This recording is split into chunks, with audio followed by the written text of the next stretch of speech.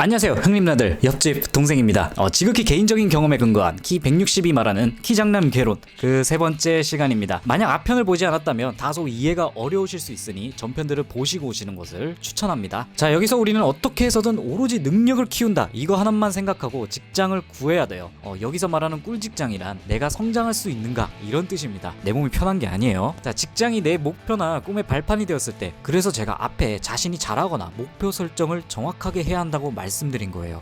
만약 이 기준이 잡히지 않았다면 2편으로 다시 돌아가셔서 다시 이 부분을 잡고 오셔야 됩니다. 자, 우선 면접을 봐야겠죠. 업종마다 다를 겁니다. 근무 경력이 중요한 것도 있고 포트폴리오가 중요한 것도 있는데 이것도 업종 분야마다 너무나 다 다른 방법이기 때문에 보편화해서 설명할 수 없다는 점, 따라서 제 개인의 근거에서 좀 말씀드리겠습니다. 저는 제 직종에 뛰어들기 전에 아르바이트를 하고 있었어요. 2편에서의 그 생활을 하고 있었죠. 그러다가 영상 편집이라는 것에 흥미를 느껴서 혼자서 블로그에 올리면서 사람들의 좋은 반응들을 보고 좀 자신감을 얻었어요. 그리고 스스로 독학하면서 점점 내 블로그에 포트폴리오가 쌓인 거죠. 이것 때문에 영상 편집을 일로서 할 수 있게 되었습니다. 다른 업종은 학교에서 알선해 줄 수도 있고 각자 인맥 등 루트는 다양할 겁니다. 자, 아무튼 면접을 이제 몇 군데 돌 거 아니에요. 자, 이 중에 주의하셔야 할 점이 있습니다. 절대 이런 곳은 피해라. 기본 시급도 안 맞춰주는 곳, 지원 공고와 면접 때 이야기해주는 배당 업무가 다른 경우, 은근히 오버타임 주말 근무를 당연시 생각하는 곳, 직원의 열정을 강조하는 곳, 이것 외에 많은데 경험이 없는 사람 입장에서 보면 아직 촉이 좀 없기 때문에 이 정도만 걸러도 똥직장은 좀 면할 수 있습니다.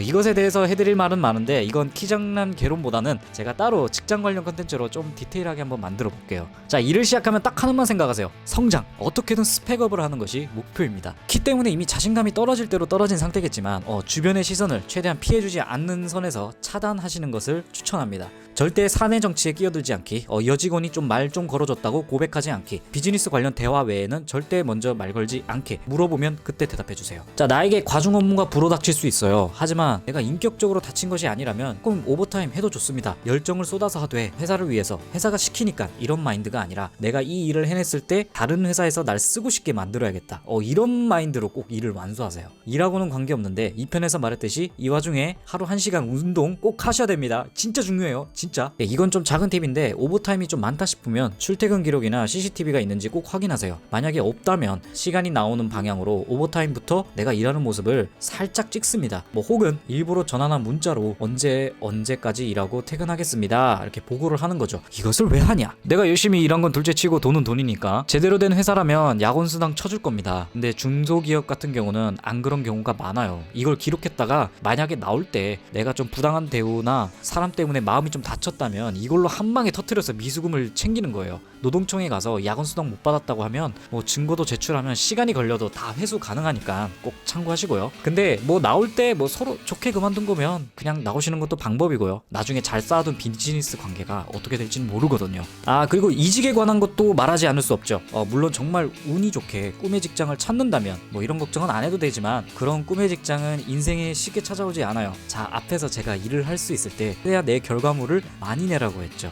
이것을 위한 발판입니다. 1년쯤 됐을 때 퇴직금을 받기 한두 달 전쯤에 내가 회사에서 한 결과물들을 싹 모아서 정리하세요. 그리고 연차 같은 것을 2주에 한 번씩 써서 동종업계 다른 면접을 막 다니는 거예요. 거기서 이제 내 희망 연봉과 거기서 제시하는 그 타협점이 있을 거란 말이에요. 예를 들면 내가 180을 벌고 있는데 195 정도 불러줄 수 있단 말이에요. 하면 그 가격을 가지고 지금 회사의 연봉 협상 테이블에 올라가는 겁니다.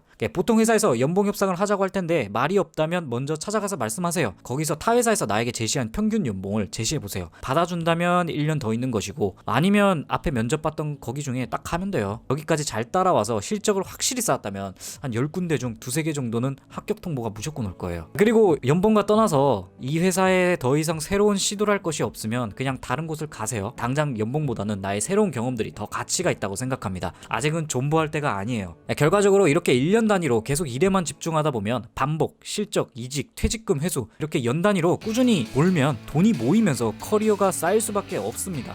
이 과정까지는 시간이 정말 많이 들여야 되고, 당장은 키 작은 것을 커버한다는 개념보다는 좀 포괄적인 자기관리의 차원이에요. 하지만 키 작은 사람이기 이전에 우리는 인간입니다. 키 작은 사람이 갖춰야 할 특별한 것이 아니에요. 다만 갖춰야 할 것이 더 많은 사람일 뿐이에요. 우리는 지금까지 자금확보, 일 이런 것으로 잘 살고 계신 분들은 많이 하는 루트예요.